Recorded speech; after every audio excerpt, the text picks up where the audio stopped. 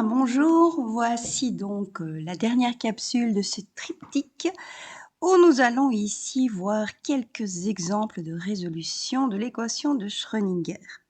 Toujours dans un contexte le plus simplifié possible, toujours dans un contexte où il y a le minimum de maths. Bon, malgré tout, on ne va pas se le cacher, ça monte d'un petit cran ici, même si j'ai pris la liberté de laisser tomber les exercices plus compliqués et que je me suis concentrée sur les exercices les plus simples, malgré tout, ça va être très calculatoire. Allez go, c'est parti. Bien, en fait, les exercices que je vais développer traitent tous les deux d'un potentiel constant. Et là, il y a des choses qui vont se simplifier. C'est d'ailleurs pour ça que je considère ces cas-là. Donc, je reprends l'équation indépendante du temps de Schrödinger. Revoyez la capsule 2 si ça n'est plus clair dans votre esprit. Et ici, V n'est rien qu'un nombre. Ce n'est pas une fonction de x. C'est le cas du potentiel constant.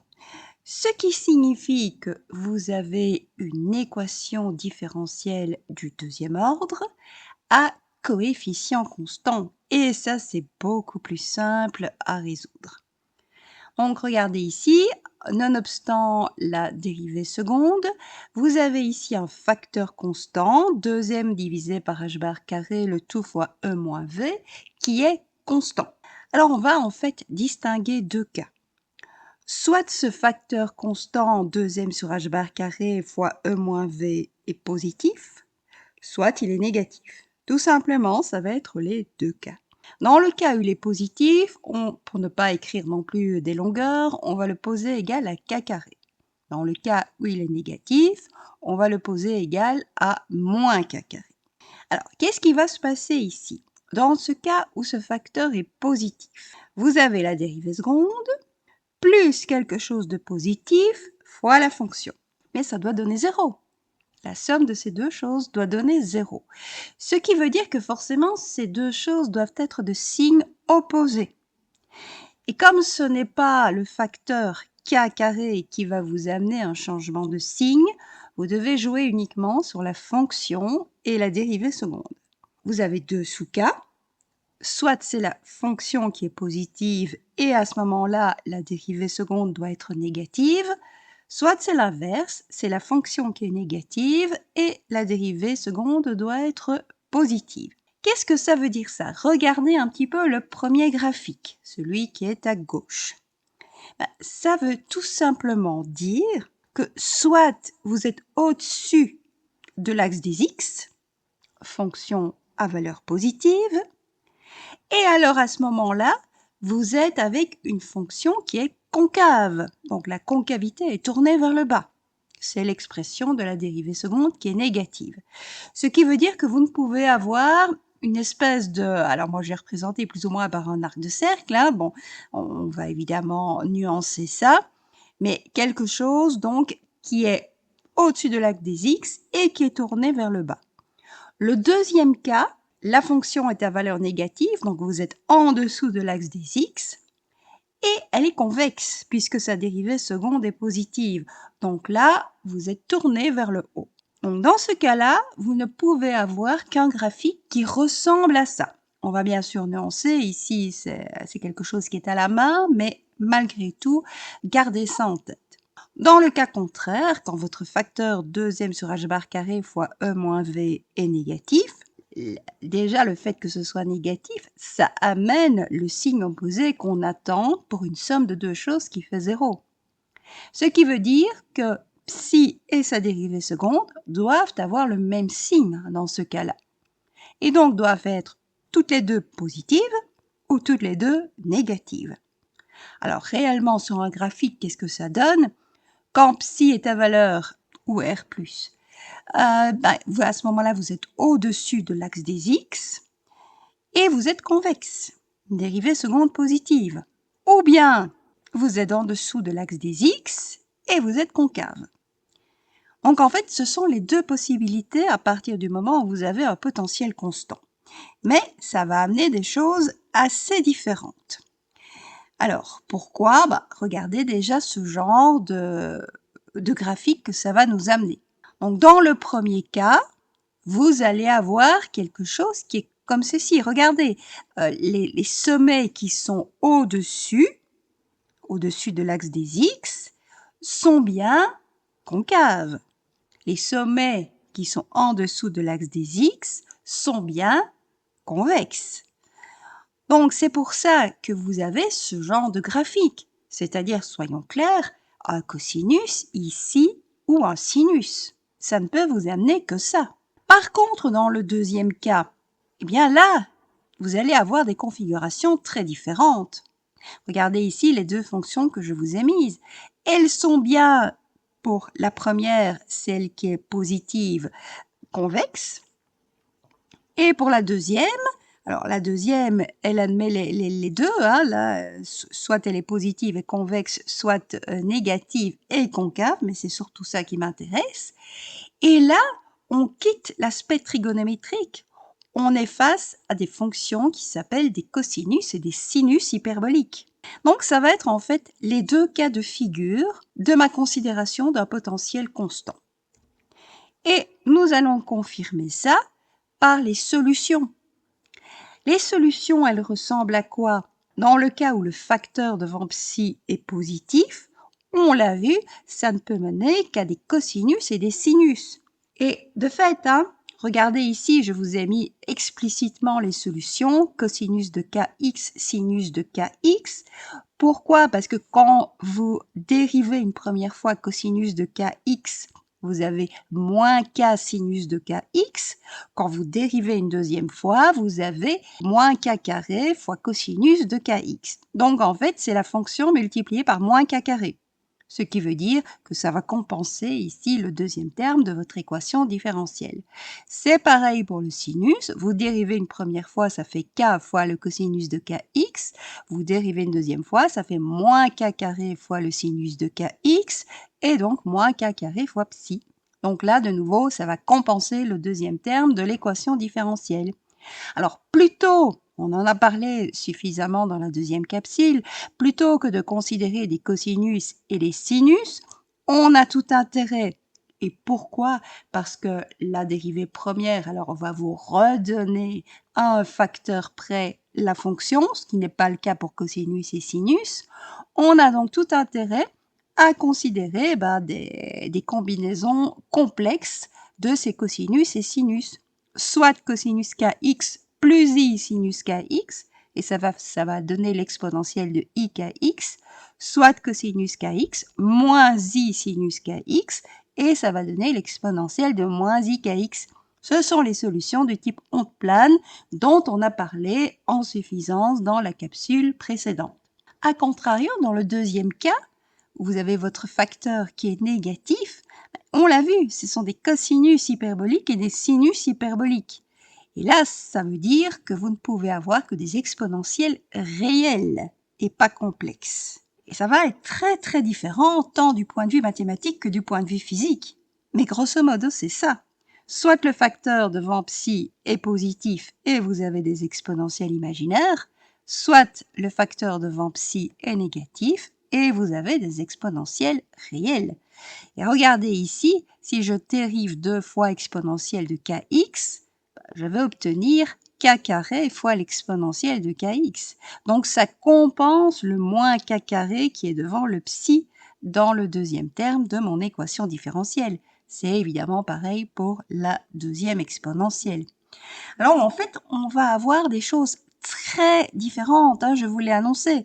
Bon, non seulement d'un point de vue mathématique, oui, c'est excessivement différent entre une exponentielle complexe et une exponentielle réelle, mais du point de vue physique aussi. Alors je vous ai mis ici un dessin qui est absolument magnifique, vive le dessin à main levée, mais enfin bon, tant pis. Vous avez ici un potentiel qui est constant et qui est représenté en vert. Vous avez ici deux parties de l'espace où ce potentiel s'annule, tant pour le premier dessin que pour le deuxième dessin. Et vous avez une partie de l'espace où ce potentiel est positif, ça c'est le premier dessin, ou bien négatif, et ça c'est le deuxième dessin. Alors, vous allez en fait avoir plusieurs états d'énergie possibles. Regardez dans le premier dessin, vous avez la l'énergie totale, elle est constante. Hein. Ça ne change pas, donc je la représente par un segment horizontal. Et ce segment horizontal, il peut être supérieur à toute possibilité de potentiel. Ce qui veut dire classiquement, ça correspond à quoi? À une énergie cinétique positive. Ce qui ne nous embarrasse absolument pas. Hein? On a l'habitude de ça. Donc ça, c'est le segment traduit par la valeur E1. Alors, qu'est-ce qui va se passer ici? E est supérieur à V.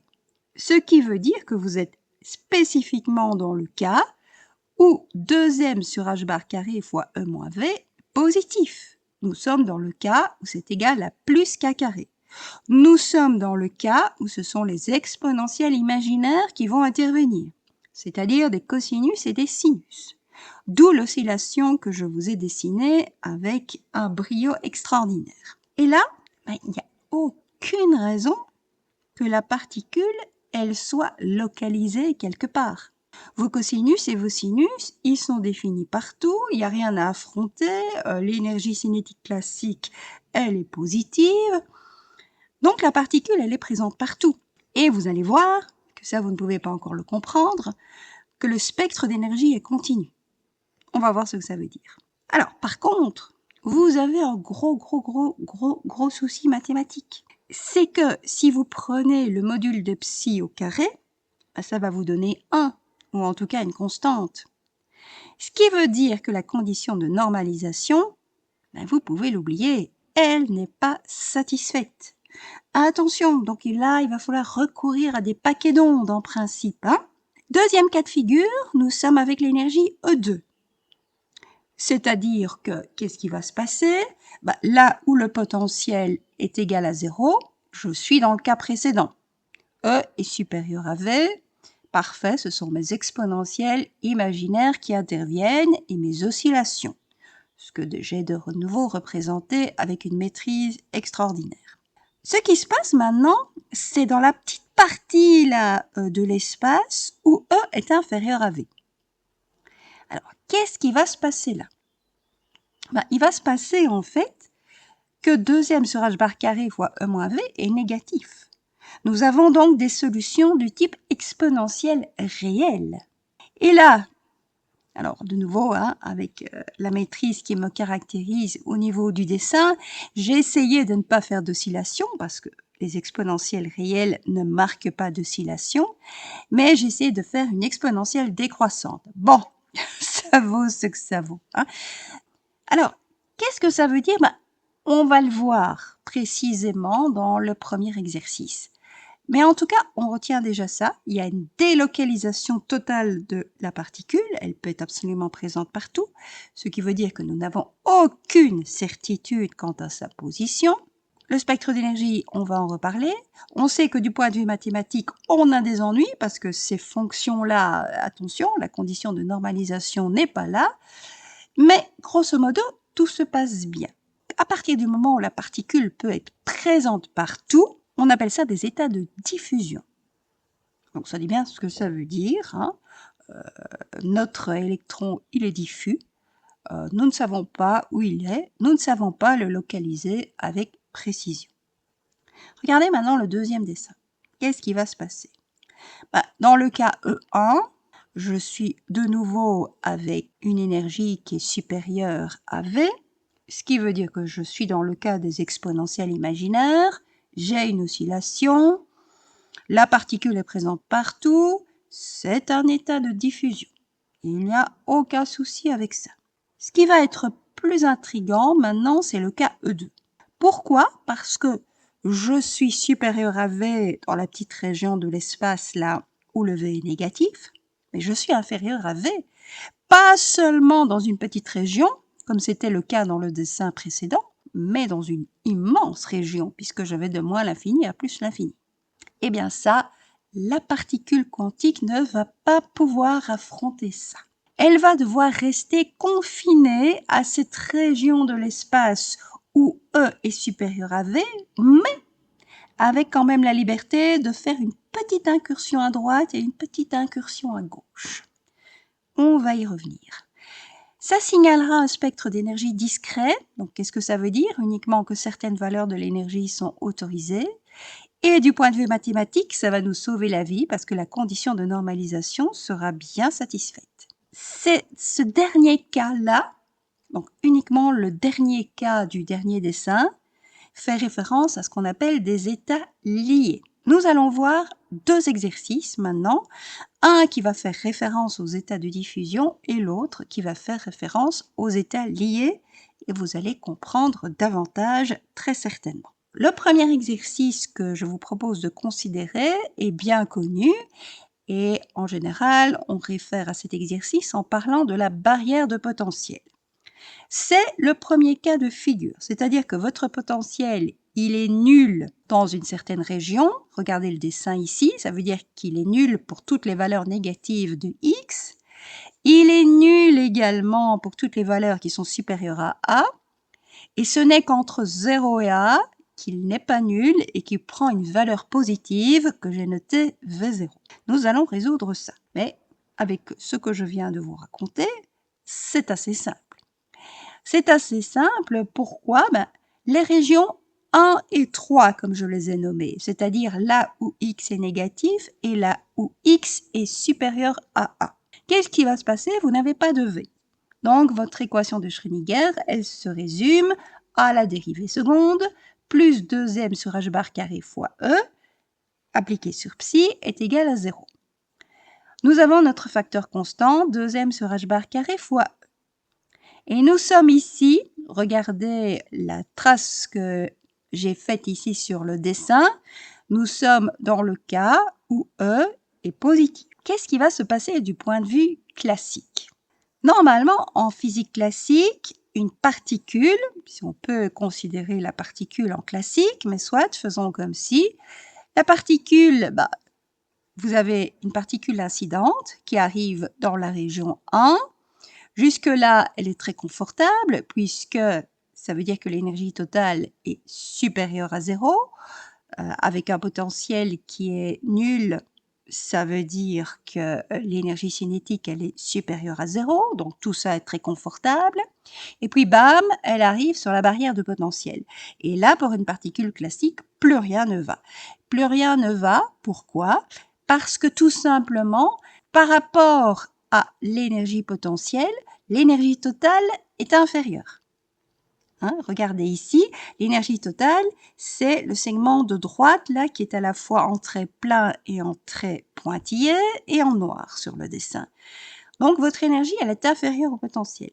Ce qui signifie que classiquement, l'énergie cinétique serait négative. Oui, mais l'énergie cinétique, c'est P carré sur 2m. Donc ça, c'est absolument interdit. Donc, classiquement, notre particule, elle arrive dans la région 1 et elle reste dans la région 1. Elle fait demi-tour. Elle ne sait pas affronter la barrière de potentiel. Voyons ce qu'il en est au niveau quantique. Donc au niveau quantique, dans les deux régions où le potentiel est nul, avec une énergie positive, je suis dans le cas où psi et sa dérivée seconde doivent avoir des signes opposés. Je suis donc dans le cas où ce sont les exponentielles imaginaires qui interviennent. Et donc, les deux solutions ici sont exponentielles de ik en x et exponentielles de moins ik en x. Que vaut k1? C'est tout simplement la racine carrée de 2me sur h bar carré. Ok, l'équation étant linéaire, je sais que toute superposition de solutions est encore solution. Donc, de manière la plus générale possible, je dis que ma solution de fonction d'onde dans la région 1, pour laquelle x est négatif, est donc une combinaison linéaire d'exponentielle de ik en x et exponentielle de moins ik en x, ce qui me donne, avec des constantes C1 et C2 arbitraires mais complexes, C1 fois exponentielle de ik en x plus C2 fois exponentielle de moins ik en x. Pour la région 3, c'est exactement identique. Simplement, j'utilise des constantes différentes et au lieu de les appeler C1 et C2, je les appelle C3 et C4. Au niveau de la région 2, mon potentiel est constant et positif et égal à V0. Je suis dans le contexte où regardez ma figure, E est plus petit que V0. Ce qui veut dire qu'ici, je vais avoir un facteur négatif devant le psi, dans mon équation. Et si j'ai un facteur négatif, j'ai des exponentielles réelles. C'est pour ça qu'en toute généralité, de nouveau, superposition de solutions, en toute généralité, ma fonction d'onde dans la région 2 sera égale à C5 exponentielle de k de x plus C6 exponentielle de moins k de x. Donc C5 et C6, ce sont des constantes complexes arbitraires. K2, c'est tout simplement lié ici à votre équation de Schrödinger. Ce sera la racine carrée de 2e sur h bar carré fois V0 moins E. On doit retourner ici puisque on a quelque chose de négatif. Bien, nous avons donc ici les solutions, mais 6 constantes inconnues. Ça fait beaucoup. On va essayer d'en éliminer. Et pour ça, on va faire appel à l'interprétation probabiliste de Max Born, et notamment à la densité de courant de probabilité. Je vous avais dit que pour une exponentielle imaginaire du type exponentielle de ikx, on avait une densité de courant qui est positive. C'est pour ça que j'ai remis ici une flèche sur le dessin. En allant de la gauche vers la droite, c'est le sens positif de la densité de courant de probabilité. Et je l'ai noté cette flèche C1 pour rappeler que c'est lié à la constante C1 tout simplement. Avec une exponentielle de moins ikx, je vais avoir une densité de courant de probabilité négative. Si vous avez oublié, je vous renvoie à la capsule numéro 2. Et dans ce cas-là, ça veut dire que mon parcours va de la droite vers la gauche. C'est pour ça que vous trouvez une flèche allant de la droite vers la gauche avec une dénomination C2. C'est évidemment identique dans la région 3. C3 va de la gauche vers la droite, C4 va de la droite vers la gauche. Et à l'intérieur, on n'a pas de densité de courant de probabilité. Parce que revenez à la définition de la densité de courant de probabilité, et vous verrez que pour des exponentielles réelles, c'est égal à 0. Alors, on va essayer de comprendre ici le graphique. C1 marque l'incidence de ma particule. La particule, elle arrive. Poum, poum, poum, poum. Elle rencontre la barrière de potentiel. Qu'est-ce qui va se passer?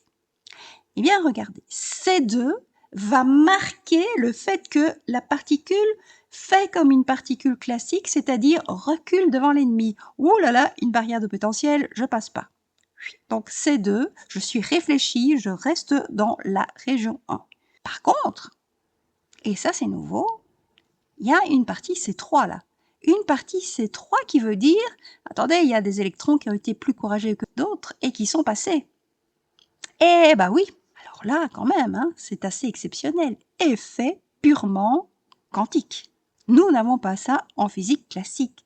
Ça passe. En tout cas, ça a une probabilité non nulle de passer. Et la constante C4 alors? Ce serait une constante de réflexion. Mais on va buter contre quoi? Il n'y a plus rien de ce côté-là.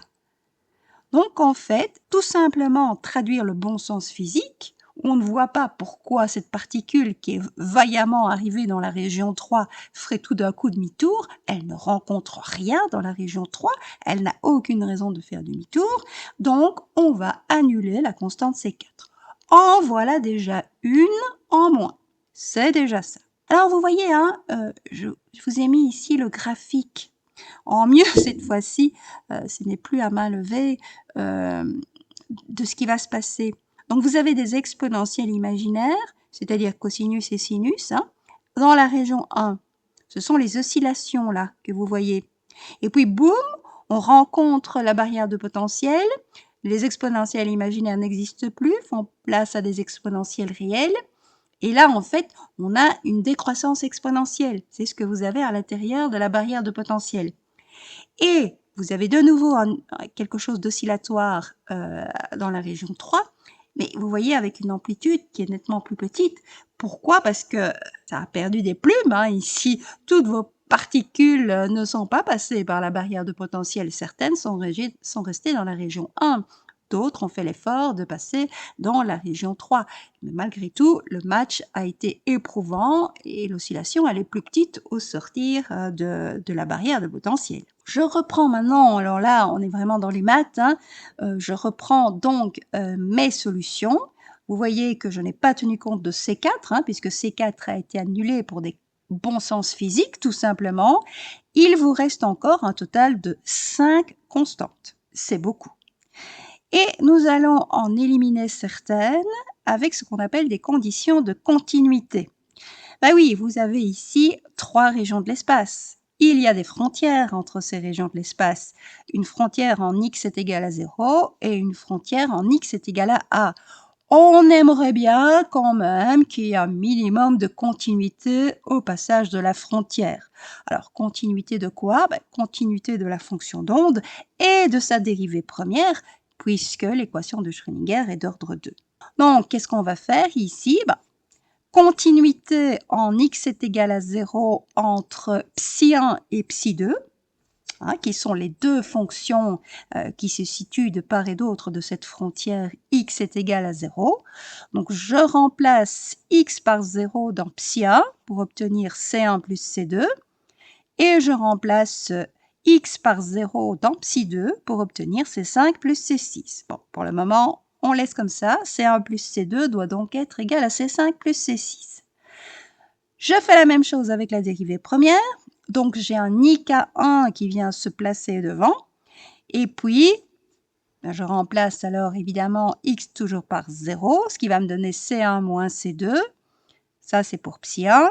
Et pour psi2, il y a un K2 qui vient de la dérivée des exponentielles. Et puis, j'ai C5 moins C6. Bon, moins C6, pourquoi? Parce que j'ai une exponentielle avec un moins là que je dois dériver. Alors, qu'est-ce que je vais faire ici déjà? Ben, un petit trucage en rouge, comme vous voyez, puisque j'ai du IK1 devant C1 moins C2 dans la deuxième équation, je vais multiplier la première équation par IK1. Or, les deux membres, évidemment, de l'équation. Comme ça, je vais pouvoir faire des petites manipulations là à partir de la somme ou de la soustraction ici de ces deux équations-là. Alors, il y a une deuxième frontière qui est x est égal à a. Donc là, ça va me donner des équations qui sont un petit peu plus lourdes, mais c'est exactement la même chose. En x égale à a, ça concerne psi2 et psi3. Donc là, d'abord, psi2 est égal à psi3 en x est égal à a, ce qui me donne c5 exponentielle de k de a plus c6 exponentielle de moins k de a est égal à c3 exponentielle de ik en a. Et puis les dérivées, donc vous avez évidemment le facteur k2 qui vient se placer pour la dérivée de psi2. Vous avez alors la différence des deux exponentielles. Et puis, ça doit être égal à la dérivée de psi3 prise après en x est égal à a, ce qui donne ik1 fois c3 exponentielle de ik1a. Bon, de nouveau, pour me simplifier la vie, je vois du k2 devant la première paire de parenthèses, ici dans la deuxième équation. Donc, je vais tout multiplier dans la première équation par k2. C'est ce que vous voyez en rouge. Alors, qu'est-ce qui va se passer ici?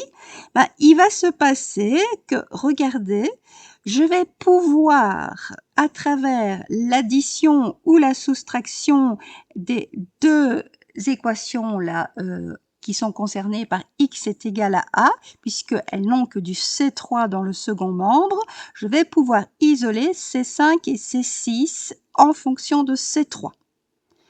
Et c'est ce que vous voyez ici. Alors, je vous engage à faire le calcul. Hein. C'est de l'algèbre élémentaire, même si c'est assez lourd.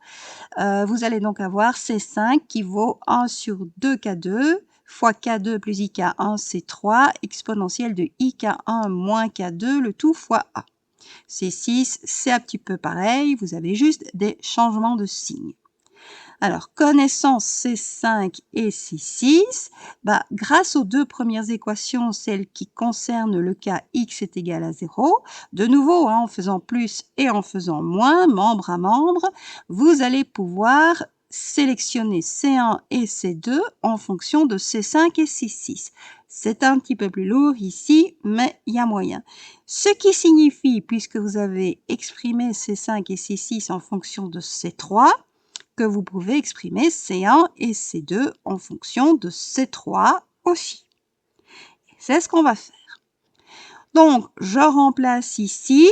Je vous fais grâce des calculs, mais vous pouvez prendre, ici vous avez pratiquement tous les détails, donc vous pouvez prendre une feuille sur le côté et tenter de faire les calculs. Ce n'est pas très compliqué en fait, il faut juste utiliser le fait, d'abord de remplacer bêtement, et ensuite utiliser le fait que une exponentielle réelle, c'est la somme d'un cosinus hyperbolique et d'un sinus hyperbolique.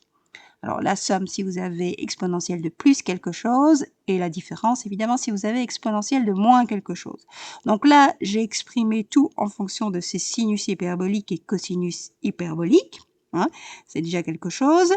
Et puis j'ai obtenu ainsi la valeur de C1 sur C3 parce que oui malheureusement regardez faites le compte, nous avons 5 inconnus C1, C2, C3, C5, C6 et nous n'avons que 4 conditions de continuité. Ce qui signifie qu'il y a toujours une constante qui restera inconnue et cette constante, c'est C3. En tout cas, mathématiquement, ici, par rapport à ce que je fais. C'est pour ça ici que je vais avoir la valeur de C1 sur C3 et puis je prends le complexe conjugué. Hein, donc ça, c'est très simple à calculer, évidemment. Là où vous voyez du i, vous mettez du moins i. Et alors, en multipliant C1 sur C3 par son complexe conjugué, vous allez pouvoir avoir le module de C1 au carré divisé par le module de C3 au carré. Et ce qui va vous donner 1 sur k1 carré k2 carré, le tout fois k2 carré plus k1 carré sinus hyperbolique au carré de k2a plus 4k1 carré k2 carré. Voilà. C'est assez indigeste, mais ça n'a rien de compliqué. Vraiment, un étudiant de première année, Bac plus 1, peut le faire sans souci. Alors, pourquoi ai-je défini ça? Parce que nous avons deux coefficients qui vont nous intéresser, à savoir le coefficient de réflexion et le coefficient de transmission. Ce sont des coefficients probabilistes. Ils vont nous donner la probabilité pour un électron d'être réfléchi, c'est-à-dire de rester dans la région 1, ça c'est le coefficient R, ou d'être transmis, c'est-à-dire de passer dans la région 3 à travers la barrière de potentiel. Et ça c'est le coefficient T.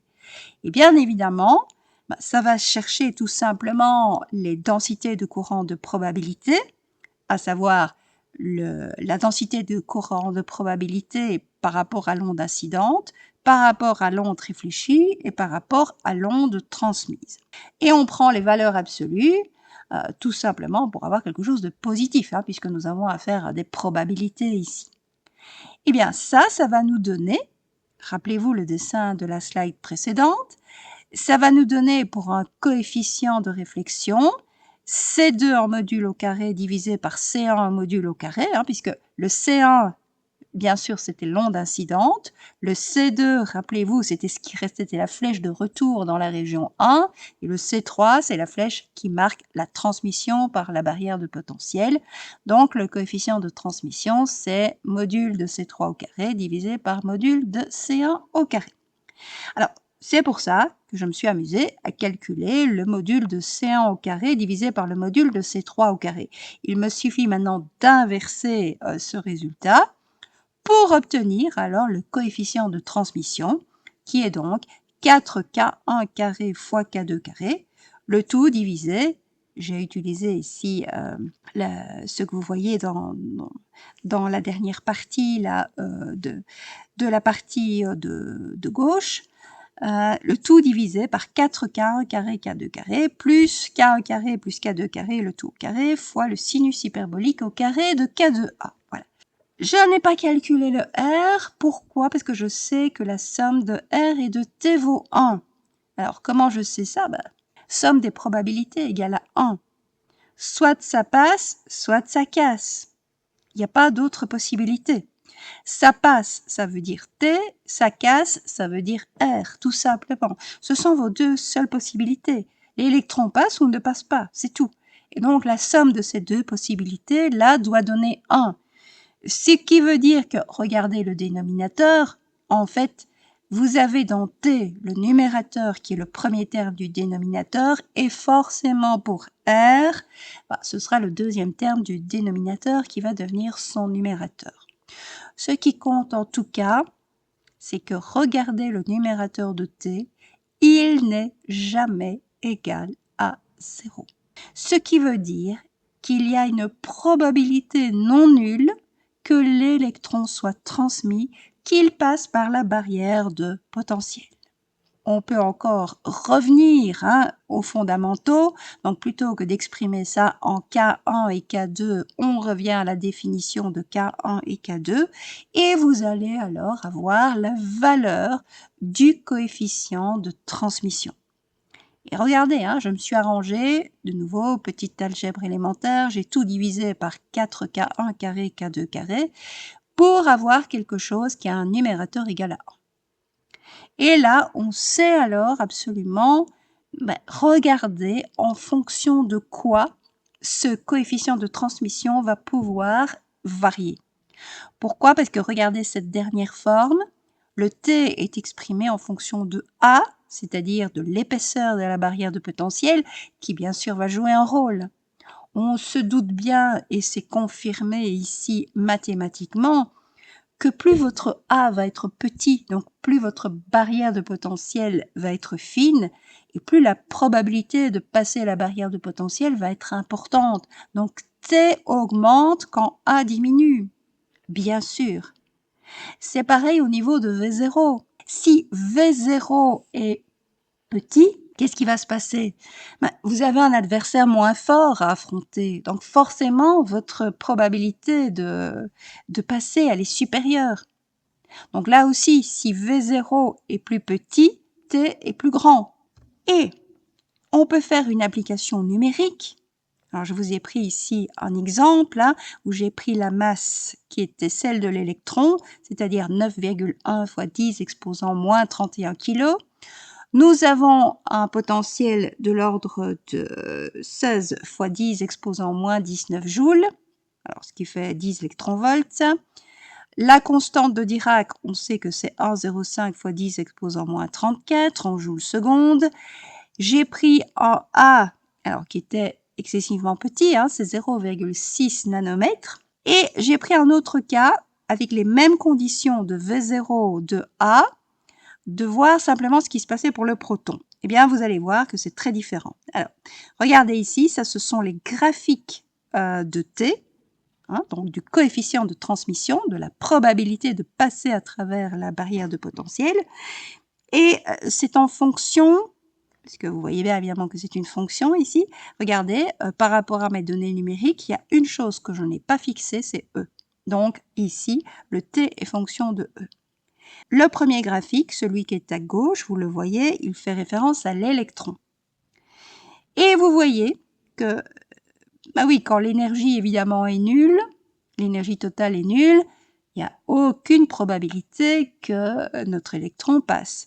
Mais au fur et à mesure que l'énergie augmente, alors réellement, ce que vous voyez ici dans l'axe des abscisses, ce n'est pas E tout seul, c'est E divisé par V0, mais bon, soit. Donc ceci est relatif, c'est le rapport de deux énergies. Et donc ici, vous voyez que quand E va augmenter par rapport à V0, la probabilité pour l'électron de passer va augmenter également pour atteindre de l'ordre de 30% quand E est égal à V0. Quand E tend vers V0, on n'y est pas encore. Voilà, donc c'est quand même pas mal.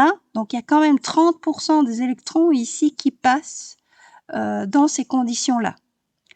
Par contre, au niveau du proton, alors, vous voyez que le proton, il est beaucoup plus lourd que l'électron. Nous sommes à 10 exposant moins 27 kg plutôt que 10 exposant moins 31 kg. Donc, c'est quand même pas mal, la différence. Et bien là, vous voyez que plus rien ne va. C'est-à-dire que vous avez une probabilité qui est de l'ordre de 10 exposant moins 51. Pour dire qu'elle n'est pas énorme. Alors oui, ça a l'air d'augmenter là en 0,8, mais réellement, regardez l'échelle de l'axe des ordonnées et vous verrez que ça n'augmente pas beaucoup. Donc en fait, l'électron, il a une chance, une probabilité assez forte de passer. Le proton, alors nous évidemment, hein, on n'en parle même pas, nous avons peu de chances de passer à travers une barrière de potentiel. Bah, c'est comme si on nous disait quelle est votre chance de passer à travers un mur? Pas grand-chose, hein. En général, on va s'effondrer et rester dans la région 1. Voilà, mais ça, c'est un effet qui est typiquement quantique. Donc vous avez votre barrière de potentiel, classiquement, il n'y a rien qui passe. On reste dans la région 1. Physiquement, il y a quand même jusqu'à 30-40% de chances que ça passe. Donc ça n'est pas rien du tout. Et c'est un effet typiquement quantique qu'on a appelé l'effet tunnel. Il est plus que célèbre, ça a été une grosse confirmation de la mécanique quantique parce que vous avez des applications, notamment les microscopes à effet tunnel, mais les transistors aussi, on voit l'effet tunnel dans certaines molécules. Donc tout ça, c'est confirmé de manière expérimentale. Nous ne vivrions pas dans le monde que nous connaissons actuellement si l'effet tunnel n'était pas avéré. Il l'est. Ce qui veut dire que ça a été une magnifique confirmation de la mécanique quantique malgré toutes les interrogations qu'on a encore à son propos. Cet effet tunnel, il est avéré. Et d'ailleurs, je vous montre à l'instant une petite animation. Attention, ça va pas être évident du tout de la transmission, c'est quand même plus une vision d'esprit, on va dire, mais si vous êtes attentif, vous allez voir effectivement la transmission en direct. Alors, je vais maintenant vers le deuxième et dernier exercice, où là, bien sûr, vous avez compris, je vais plutôt aller vers les états liés, puisque ce que j'ai vu ici précédemment était des états de diffusion. Comment je le sais? Tout simplement déjà par la forme des fonctions d'onde, hein, c'était oscillatoire avant et après la barrière de potentiel, et donc la particule, elle est totalement délocalisée, on ne sait pas où elle est, mais en plus, je n'avais aucune condition mathématique qui restreignait les valeurs de l'énergie. Et ça, c'est magnifique, parce que ça veut dire que c'est un spectre continu. Ici, deuxième cas de figure, je m'attends forcément à ce qu'il y ait des états liés, puisque je vous en ai parlé, et ça va être le cas. Donc, c'est à peu près la même chose que précédemment, sauf que c'est tout à fait l'inverse. Nous avons une région 1 où j'ai un potentiel nul, une région 3 où j'ai un potentiel nul, et une région entre les deux, que j'ai noté 2, où j'ai cette fois-ci un puits de potentiel, c'est-à-dire que ma valeur de potentiel, elle est négative. Donc j'ai exactement les mêmes équations, hein, si je peux dire, en tout cas dans les régions 1 et 3. Voilà, même équation que précédemment, et donc me voilà avec la solution psi1, C1 exponentielle de K1x plus C2 exponentielle de moins K1x, avec psi3, C3 exponentielle de K1x plus C4 exponentielle de moins K1x. Alors C1, C2, C3, C4 sont à nouveau des constantes complexes que je ne connais pas. Et K1, c'est à peu près la même définition que précédemment, sauf que ici, mon énergie est négative, et donc je suis obligée de prendre tout simplement la valeur absolue de E pour définir K1. Mais à part ça, c'est la même chose. Attention, le fait que ce soit donc négatif, l'énergie négative, m'a amené des exponentielles, non plus imaginaires comme dans le cas précédent, mais réelles. Et les exponentielles imaginaires, elles vont se trouver dans le puits de potentiel. Pourquoi? Parce que dans ce cas-là, vous avez 2m sur h bar carré fois E moins V normalement, mais V est égal à moins U0 ici. Et donc ce sera E plus U0. Et vous êtes dans le cas où l'énergie toujours, elle est négative, mais elle est supérieure à U0. Et donc ici, vous devez simplement définir un K2 comme 2m fois U0 moins la valeur absolue de E en racine carrée, le tout divisé par h bar. Ça vous donne alors une exponentielle imaginaire et une autre avec un signe opposé. Donc cosinus et sinus, quoi. C'est oscillatoire. Et donc psi2, ce sera C5 exponentielle de ik2x plus C6 exponentielle de moins ik2x. Nous avons à nouveau 6 constantes. Vous remarquerez que par rapport à la barrière de potentiel, c'est une configuration tout à fait symétrique. C'est-à-dire que là où j'avais des exponentielles imaginaires, j'ai des exponentielles réelles. Et là où j'avais des exponentielles réelles, j'ai des exponentielles imaginaires. C'est la même chose, sauf que c'est l'inverse. Voilà, exactement.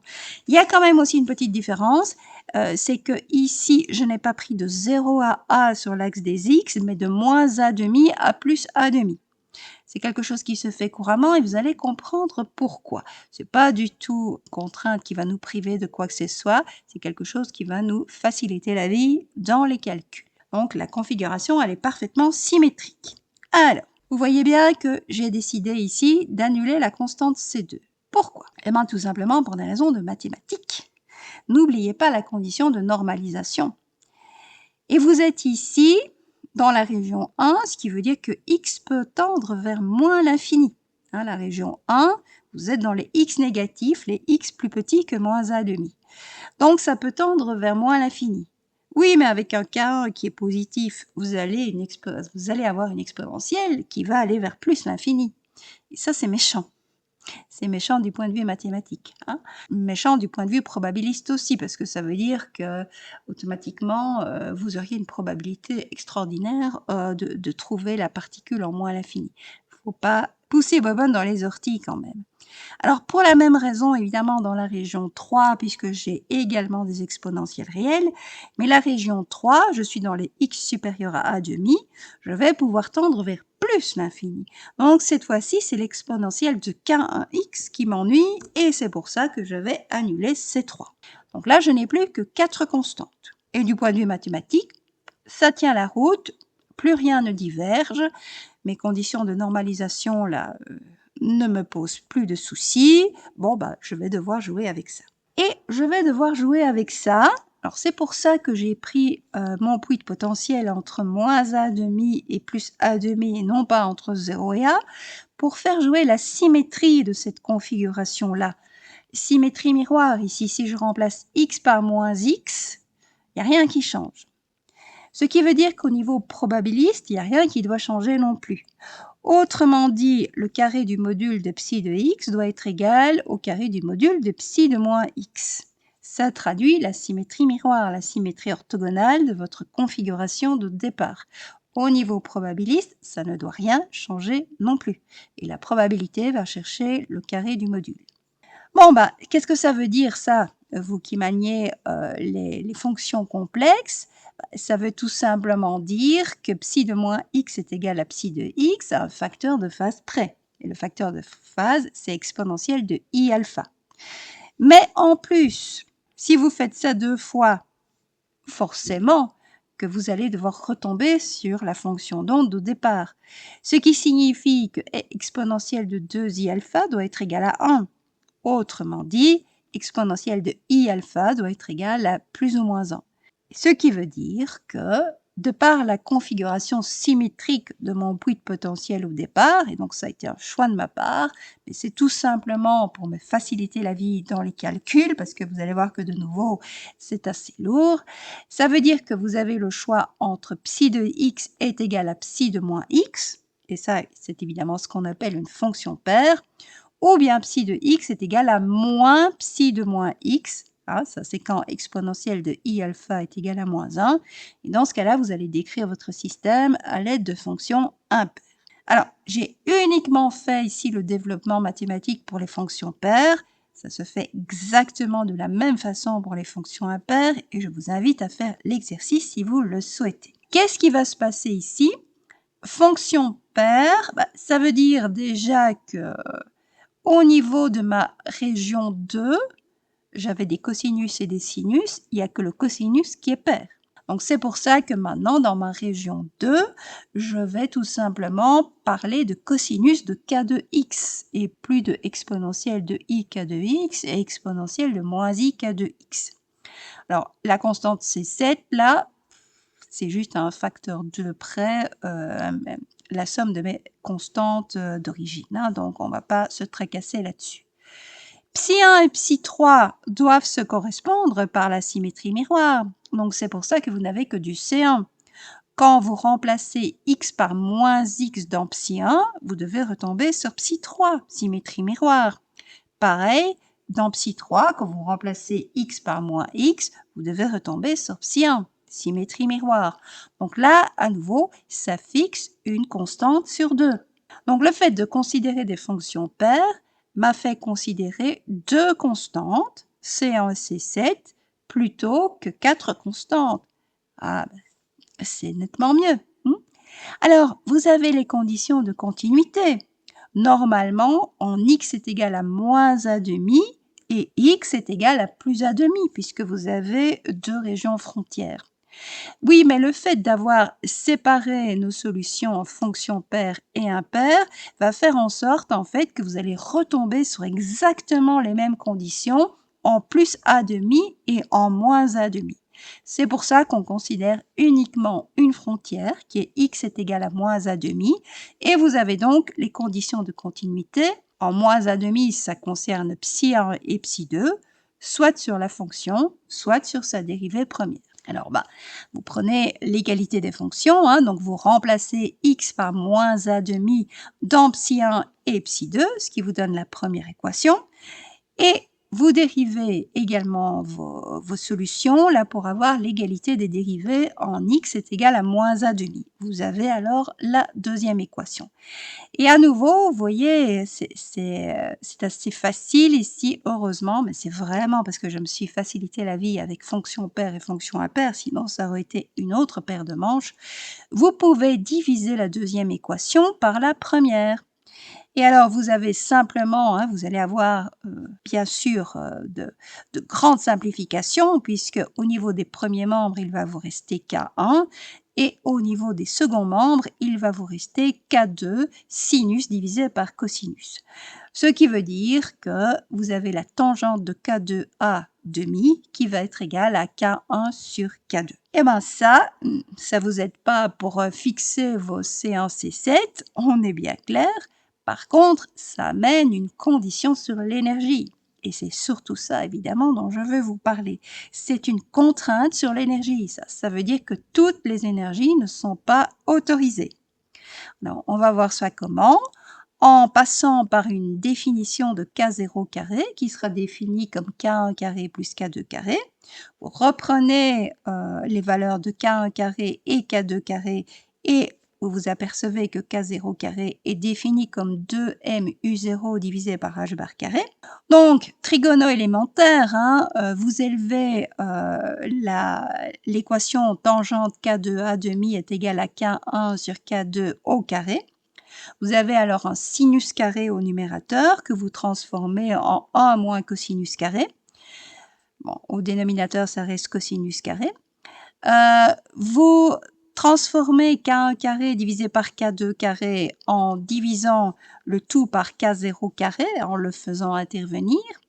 Et vous avez alors 1 moins le carré de K2 sur K0 divisé par le carré de K2 sur K0. Ce qui signifie que, regardez les deux membres de cette égalité-là, automatiquement, vous fixez le cosinus de K2 à demi en termes de K2 sur K0. Comme vous ne connaissez pas le signe du cosinus, mais que vous connaissez le signe de K2 sur K0, puisque tous les cas sont positifs, vous prenez la valeur absolue du cosinus pour avoir quelque chose de correct. Ça vous donne de nouveau une contrainte sur l'énergie. Elle est tout simplement exprimée autrement. Si vous développez au premier ordre, développement en série de Taylor ici, si vous développez la tangente de K2A demi, il vous reste tout simplement K2A demi. Et ça va vous fixer K1 en fonction de K2. Vous allez alors avoir K1 est égal à 1 demi A fois K2 carré. Vous remplacez ça dans la définition du K0 carré, donc qui reste K1 carré plus K2 carré, c'est-à-dire 2K1 sur A. Vous avez une équation du second degré qui porte sur K1, donc vous avez ici alors une seule solution bien sûr, puisque K1 a été défini comme étant positif. Et cette unique solution, c'est moins 1 sur A plus 1 sur A fois racine carrée de 1 plus A carré fois K0 carré.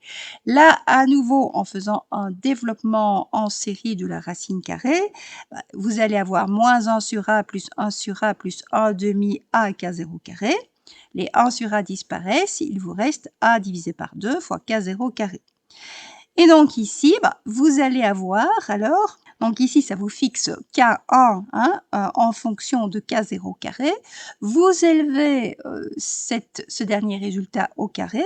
K1 au carré, ça va vous donner moins 2ME sur H bar carré. Et AK0 carré divisé par 2 au carré, ça va vous donner A carré sur 4 fois le carré de 2MU0 divisé par H bar carré. En isolant l'énergie, vous allez avoir tout simplement la première valeur de l'énergie qui est moins A carré demi MU0 carré, le tout divisé par H bar carré. Pourquoi est-ce que je dis que c'est la première valeur de l'énergie? Tout simplement parce qu'on s'est limité chaque fois au premier terme dans les développements en série que nous avons utilisés. Mais en allant plus loin, on aurait tout simplement les autres valeurs de l'énergie. Donc, ce que vous voyez là, c'est le E1, je vais dire, du graphique que vous voyez apparaître à votre gauche. Hein, c'est moins A carré demi MU0 carré divisé par H bar carré. Donc ça, c'est la valeur de E1. Et vous allez avoir une espèce de code barre ici qui va vous dire, attention, l'énergie, elle ne peut pas prendre n'importe quelle valeur. C'est E1, c'est E2, c'est E3, c'est E4, mais c'est pas n'importe quelle valeur. Voilà. Et c'est quelque chose qui va se retrouver aussi dans d'autres exercices que je ne vais pas considérer dans cette capsule puisqu'elle est déjà très longue, hein, l'oscillateur harmonique, l'atome d'hydrogène. Vous allez avoir un spectre discret, c'est-à-dire que certaines valeurs de l'énergie uniquement sont accessibles. C'est la quantification de l'énergie hein, de Max Planck. On la voit ici sur certains exercices. Et c'est lié, c'est le cas de le dire, à des solutions qui sont liées. C'est-à-dire que vous ne pouvez pas aller ici dans n'importe quelle région de l'espace. Pourquoi? Tout simplement parce que la probabilité vous interdit de ça. Donc vous pouvez aller au-delà de la région 2, mais pas très au-delà, juste faire des petites incursions timides. C'est dû aux exponentielles qui vous restent ici, hein, les exponentielles réelles et leur interprétation probabiliste. Vous pouvez pas aller très très loin dans ces régions-là, ou petite incursion timide, mais c'est déjà mieux qu'une particule classique qui, elle, serait vraiment restée dans le puits de potentiel et n'en serait pas sortie. Il y a quand même ici des effets quantiques qui apparaissent à ce niveau-là. Et ce sera d'ailleurs ma conclusion de cette série de 3 capsules. Donc vous avez ici quelque chose que l'on voit apparaître par l'expérience, la double fente de Young. C'est le dualisme onde-corpuscule. De temps en temps, notre électron se comporte comme une particule de matière, elle est bien gentille, c'est ce qu'on attendait d'elle. De temps en temps, malheureusement, elle se comporte comme une onde à laquelle nous n'aurons jamais accès. C'est comme ça, c'est parce que dès qu'on met une intervention humaine, l'électron se comporte comme une particule de matière et c'est tout, nous ne verrons jamais cette onde. Donc, l'électron peut entrer par les deux fentes en même temps, il se comporte comme une onde, il va quand même se répercuter sur l'écran qui est derrière la double fente sur certaines raies de préférence, hein, les raies où il y a le plus d'impact, ce qui amène une interprétation probabiliste. Tout ça va être traduit à l'aide d'une fonction qu'on appelle la fonction d'onde, qui non seulement traduit la double nature, mais va chercher à travers le carré de son module l'interprétation probabiliste qui nous manquait dans l'équation de Schrödinger. Et quand nous appliquons ça, avec peut-être tous les mystères que ça sous-entend, et que Dieu sait qu'il y en a, et j'ai insisté suffisamment là-dessus dans les 2 premières capsules, quand nous appliquons ça sur des exemples bien particuliers et très simples finalement, parce que oui, c'est assez lourd du point de vue mathématique, mais ça n'a rien de compliqué. Bac plus 1, on peut arriver à faire ça, hein, voilà. Et on a alors affaire à des résultats qui sont typiquement quantiques et confirmés par l'expérience. Donc non seulement cet effet tunnel, là où une particule classique ne serait jamais allée, la particule quantique y va. Elle passe à travers la barrière de potentiel, ce qui nous amène quand même des possibilités. Mais même au niveau d'un puits de potentiel, là où la particule classique serait ultra confinée à ce puits-là, la particule quantique, elle va quand même faire des incursions timides dans les régions qui sont classiquement interdites. Donc nous avons, même pour des exemples aussi simples, nous avons ici des résultats qui sont assez étonnants, confirmé expérimentalement et vraiment typique de la théorie quantique. Voilà, j'espère que cette série de 3 vidéos vous aura finalement donné l'envie d'en apprendre plus. Je vais continuer, moi, en allant vers d'autres notions de la physique quantique et je vous donne rendez-vous, si vous en avez le courage, pour d'autres séries de vidéos. Voilà, merci beaucoup pour votre attention. J'espère que cette série vous aura été un petit peu utile et qu'elle vous aura permis finalement de vous intéresser à cette physique quantique et pourquoi pas de l'étudier en profondeur de votre côté. Merci beaucoup.